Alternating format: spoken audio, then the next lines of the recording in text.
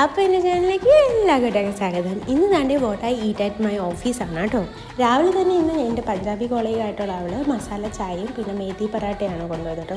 നല്ല ടേസ്റ്റ് ആയിരുന്നു. പിന്നെ എനിക്കെന്ന് വെച്ചാൽ പോട്ടിലൊക്കെ ആയിരുന്നു. അതായത് ഞങ്ങൾ കൊളീഗ്സ് എല്ലാം കൂടി വീട്ടിൽ തന്നെ ഫുഡ് ഉണ്ടാക്കിയിട്ട് ഹോംലി ഫുഡ് നമുക്ക് ലഞ്ചിന് കൊണ്ടുവന്നിട്ട് എല്ലാവരും കൂടി ഷെയർ ചെയ്ത് കഴിക്കുന്നതാണ് കേട്ടോ. ഒത്തിരി വിഭവം ഉണ്ടായിരുന്നു.